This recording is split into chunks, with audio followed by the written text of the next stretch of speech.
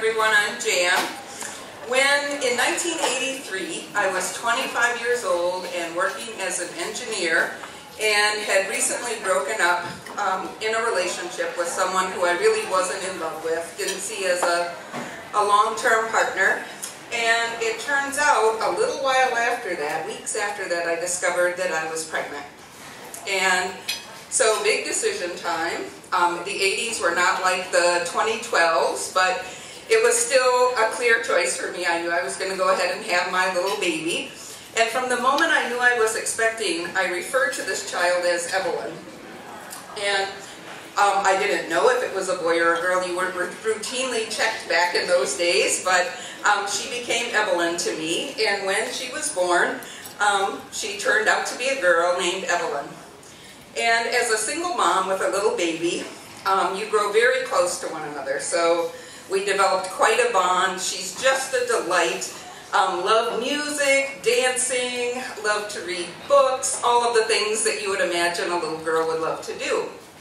So in 1992, the school nurse called me and said, you know, Evelyn's in the nurse's office, and she doesn't seem too sick, but she's just a little tired. You might want to come and pick her up. And I said I would. So she came home, laid on the couch, seemed fine, went to school the next day, no worries. The following day, same thing, call from the school nurse. You know, Evelyn's in the nurse's office.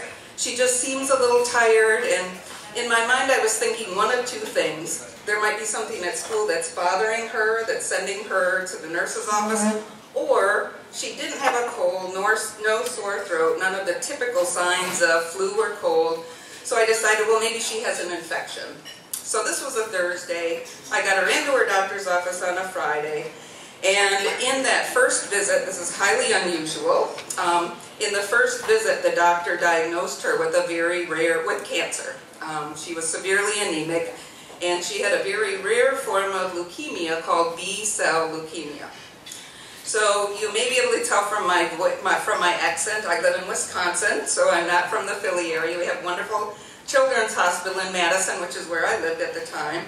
And so she was able to go to this hospital. She was an inpatient for many months. And when I first arrived, they brought the release forms and said, you know, Evelyn has a rare form of leukemia called B-cell leukemia.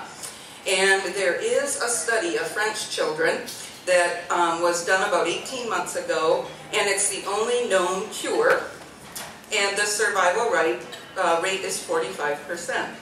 Sign here to begin the treatment.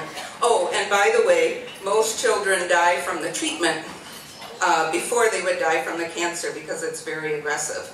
So within 24 hours, you're signing this form away, yes, go ahead with the treatment. But of course, there's not many options available, so I did. And the hospital became our home, the Children's Hospital. She learned to play Super Mario. We watched the Great Adventure movie about 1,000 times. So there were perks to being in the hospital. But one interesting phenomenon was the doctors were never around. And as a mom of a young child, I'm thinking like, what is wrong with this hospital? The doctors are never around. They should be here talking to us, you know, taking her, whatever the metrics are they need to take, they should be here doing that. Well, one of the things that happens with the treatment is your immune system gets quite depleted, so she became quite ill. And there were several different periods where she was very ill. And one of those, the doctors never left the room. And so you can imagine that's a sign of, now I understood, that they have a sense of what's serious and what isn't. So during that period, she had to have more testing, and they wanted her to drink these gallons of colored fluid for the MRI, I think it was, I can't remember exactly, but she had to drink all this. The child had been throwing up for days. There was no way she was going to drink this. So as the mom, it's kind of the terms of endearment. I'm like trying to fight with the doctors. Well, should we drink it less diluted, or should I just have her drink less of it? She's not going to be able to drink it. And all of a sudden it hit me that this was a very serious situation. And I didn't know much about anything back in those days, but I just had this insight that if this is the last day that I spend with Evelyn, I want it to be in connection. I want to be attuned with her. And so I kind of gave up the fight, gave up the battle, and just sat by her bed.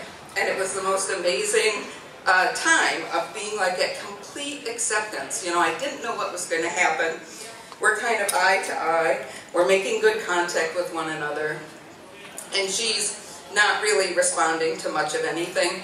The doctors are circling, circling, circling. It was a fungal infection, if you've ever had that experience. And finally I see her kind of open her eyes a little bit. This was on the third day of this whole phenomenon. And I say, Evie, it's Mom, I'm here with you. If you want anything, I can give you anything. If you want some water, some ice, I can run down to the cafeteria. She liked these little chicken things they had. Is there anything you want? And she kind of like, for the first time in like, days, she kind of looked over at me, opened her eyes, sat up and said, Barbie's dream house. And so I tell this story in her honor. When I was standing outside, she called me and said, what are you doing, Mom? I said, well, I'm at this story slam with some friends and the Themis Family Ties, and she said, you have to tell Barbie's dream house. So the story I told was 20 years ago today.